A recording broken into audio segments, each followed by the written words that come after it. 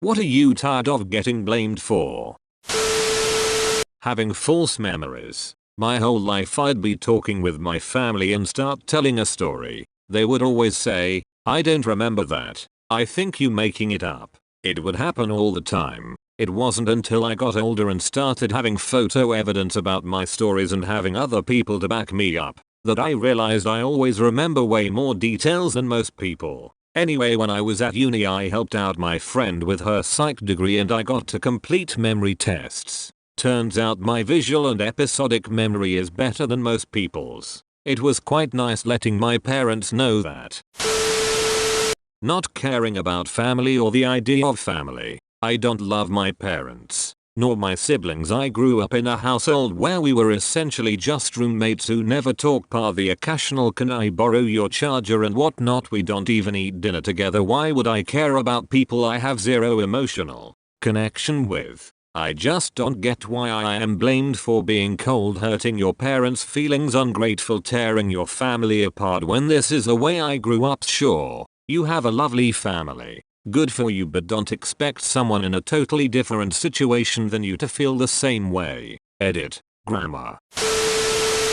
Being prejudiced. I love everybody, but because I'm a bit posh with a resting bitch face, people think I'm constantly judging. And nothing makes it look like you're judging more than saying no. Seriously, I'm not judging. I have had a few clients pull the race card on me stuff and it honestly baffles my mind. I'm sure they did it to try to get free SHHH, but still, what an awful thing to do. Anyone who knows me knows I wouldn't treat anyone differently than me, even when I'm dealing with a shat customers. Always polite. One time it was because the mail lady came in and I took her package. She had a few questions, so I started answering them. Other guy didn't like that and assumed I was ignoring him on purpose because of his race. I was just trying to be polite to the mail lady. He started going off on her too. It was so uncomfortable. What do you say to someone when they're accusing you of racism like that? I kept apologizing profusely to him and tried to explain myself. I wasn't ignoring him, and I was going to help him as soon as I got her out of the way. He had none of it. I was clearly racist and this was unacceptable. I'm a site superintendent for construction, renovation, etc. projects. I'm always the one that gets blamed for any delay or anything going wrong on the job. The estimator is the one who decided the initial scope, and it's not my fault if he made big miscalculations or forgot something. He also decides our subtrades we use. Once again, it's not my fault that he chooses to use underqualified and unprofessional trades. I also have a duty to report potential issues that we uncover. I am not trying to gouge people when I say we should fix something while we can. I'm simply trying to avoid future issues for everyone. My mother never being able to hold a conversation about things that she needs to improve about herself. Her only response is to get mad at me and end the conversation before it's begun. Yet when she wants to talk to me about something and I'm getting super annoyed about it, I can't leave because it's disrespectful to her. Oh yeah, and always being the one that leaves the empty peanut butter jar in the pantry. If I see it with only a quarter left, I will never touch it so I can be certain it wasn't me. I've been blamed every time for the last few years. I am usually in a lot of the GT programs at my school, and the boys are super sexist in them. For example, I usually oversee setup for a lot of activities as per their request, and yet I will tell them to do sometime. They don't do it, things go wrong, and then they blame me for not doing it or not letting them know it needs to get done, despite the fact that I'm getting set up myself, and b, yes I ducking did, but no, it's my fault. I'm so tired of receiving group texts admonishing our work after I've contacted my manager about an error in work, complete lack of work by a specific co-worker. I told him where the problem lies, and he sends a really hitty, non-helpful text to everyone, especially when there's one shift that consistently screws up or lies about issues, and he has heard that from multiple employees, yet the group text is the only feedback that goes out. I told him that if he continues to lean too hard on his good employees and doesn't do anything about the lazy, incompetent ones, that we're just going to crack under the pressure of doing everyone's tasks. Snitching. Years ago I snitched on a few things. That was probably in elementary, early middle school. And now every time someone has something to say they don't tell me, and if something gets out it's blamed on me.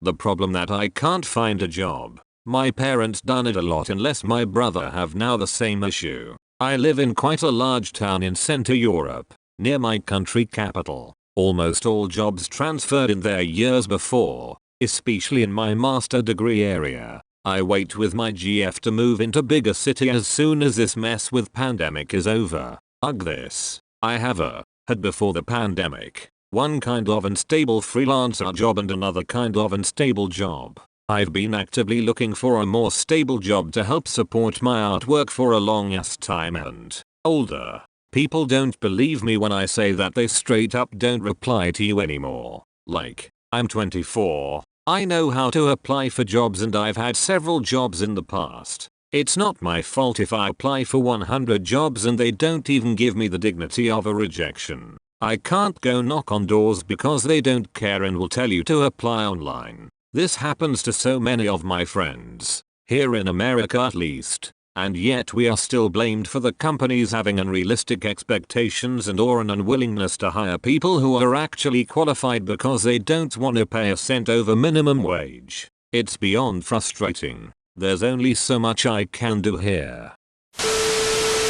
Not understanding my colleagues. I have been working many years and now I manage teams doing the same job. I am very concerned about their working conditions, security, tools at their disposal, etc. Well, no one else cares, but sometimes when a colleague disagrees with me he says you can't understand in your ivory tower. Which hurts me a lot as I'm every day doing my best to help them and experienced myself everything they have to deal with. Happened yesterday. Stay safe everyone. In kindergarten I had a friend named Lucy. We were best of friends, always being near each other, being partners for every activity, etc. Later on I was called to the office. Lucy claimed that I am her, but I didn't. I never touched her. I would have remembered. Every ducking year in elementary school, I'd get the same question.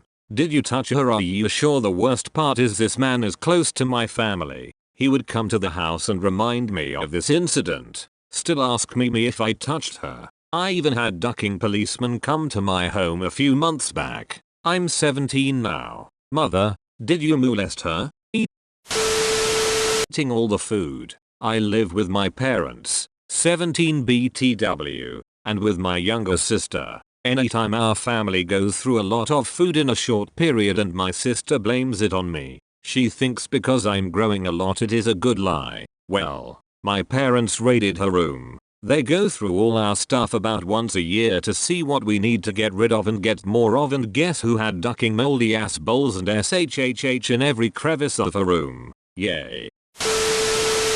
My family's response to me being trans. The fact that my cousin doesn't talk to me anymore and doesn't want to visit. My fault. The fact that I didn't come out to my parents until I'd gained some independence. That's a real betrayal of their trust. My parents claim I forced them to essentially kill the old version of me, even though they refuse to acknowledge any new names or pronouns still. Every time they get awkward questions or are put in an awkward situation, or someone else has a bad reaction to the information, they make sure that it gets back to me as quickly as possible. White privilege doesn't mean that your life can't be hard. It means your skin color isn't making it harder. But a lot of people do treat it as the former. I knew someone in college who was black. Her parents were professionals and relatively well off. Scientists of some sort, I don't recall the specifics. And so were paying her way through college and paid for a long-term rental for her to live in. Which, no objections at all. If parents can provide well for their kids they should. However, during a conversation with her she informed that because I'm white it means my life is automatically easier than hers, and hers by definition is harder because she's black. For context, I borrowed every cent I used to go to college, which I'm still paying back, and lived at home because living anywhere else was not viable with my income. It galled a little being informed by someone who had a fully paid ride into her second degree that her life was so much more difficult.